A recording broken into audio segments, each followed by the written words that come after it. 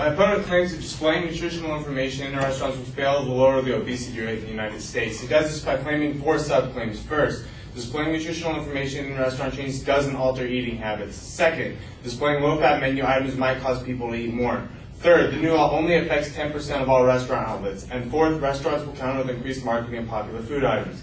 His first subclaim, displaying nutritional information in restaurant chains doesn't alter eating habits, is supported by 2 pieces of evidence. First, your stomach is more powerful than your brain. This piece of evidence is vague and elaborated on. Furthermore, my opponent provides no further data to support it, therefore it is irrelevant. His second piece of evidence is that people consumed 846 calories after the law and 825 calories before the law. This study is a blatant case of bad sampling. First, the study is only being conducted in one part of one city in one state. Second, the study was only conducted over a 2-week period before and after, which is an insufficient amount of time to judge a law that is meant to have long-term effects. And third, the study was only conducted in poor neighborhoods where the price of food is a large determining factor in consumption, especially when that food may be the only piece of food that these people eat that day. His second subclaim is that displaying low-fat menu items might cause people to eat more.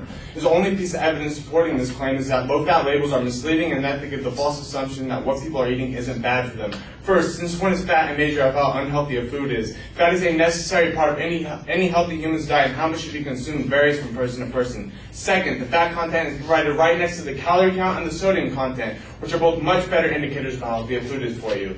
In fact, recent data suggests that posting nutritional information has reduced both food and calorie intake significantly. This is supported by Nancy Luna in an article published in the Orange County Register on January 2010. The latest study comes from Stanford's Graduate School of Business, whose researchers have found that posting nutritional data on menu boards can result in customers buying items with fewer calories. The study specifically looked at cafe giant Starbucks. Starbucks customers in New York purchased 6% fewer calories per visit at that posted calorie counts. Also interesting, transactions did not substantially impact revenue, and lower calorie items selected were foods, not drinks. On average, the calorie from food per transaction fell by 14%, of which 10% is due to people buying fewer items and 4% is due to people buying lower calorie food items, which is a clear demonstration of less and healthier consumption, which are both key factors in reducing the obesity rates in the United States. My opponent's third subclaim is that the new law only affects 10% of all restaurant outlets, which is supported by 2 pieces of evidence. First, there are 96,000 chain restaurants out of 960,000 restaurants.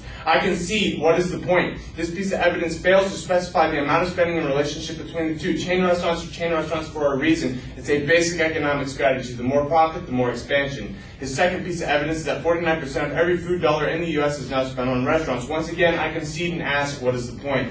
This information has no relevance to the claim that displaying nutritional information will fail to lower the obesity rates. It merely states the magnitude of the problem and has nothing to do with how displaying nutritional information lowers obesity rates. His fourth and final subclaim is that restaurants will counter with increased marketing of popular food items. His only piece of evidence supporting this is that despite seeing nutritional information on their menus, consumers will continue to fall for smart marketing campaigns. The article being used to support this point is specifically talking about marketing to children, not adults. Since the means and the way necessary for consumption of restaurant food is almost always completely dependent upon the parents, it is the parents' responsibility to act in the best interest of the child. The study fails to offer any insight into adult persuasion and advertising. Therefore, you should conclude this piece of evidence to be irrelevant and that the power lies not in the child but in the parents' wallets. All listening around, and I could say more. I'm glad to say there's absolutely no reason to believe that my opponent's claim to be true. Thank you.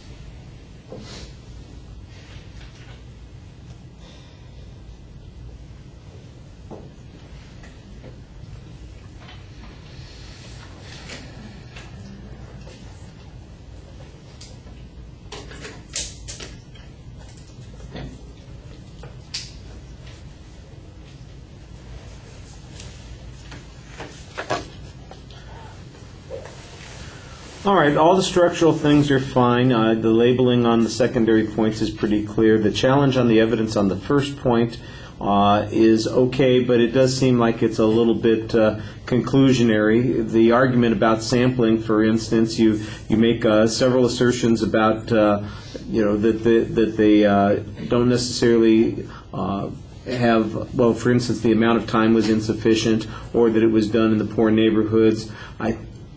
they're reasonable presses to make. I don't know that they are legitimate, especially given that you don't give us the time limits and the neighborhoods that we got researched later on in Starbucks. So let's apply the same standard here. They're good challenges, but I'm not sure that they, if you had any evidence to back them up, they would be much stronger points.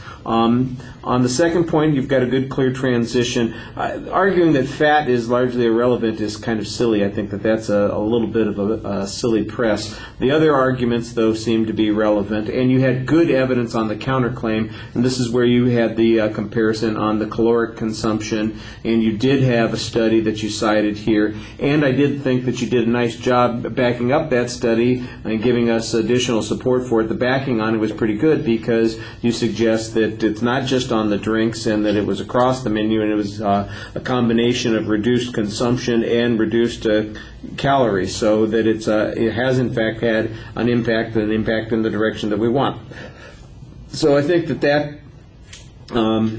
point is probably the strongest part of the argument. The third point, basically, you're challenging its relevance, and I understand the challenge that you're making there. I think you could explain it in a little bit more detail. The fourth point is, again, just a press on the issue that's being presented here, and I'm not sure it's a very convincing press. It's the kind of thing that you would say, well, like in a debate, it's the thing that you would say immediately afterwards if you hadn't been prepared on the argument. But if you had 2 weeks to prepare, I would think that you would get some better data on this particular point, and that's a little bit problematic.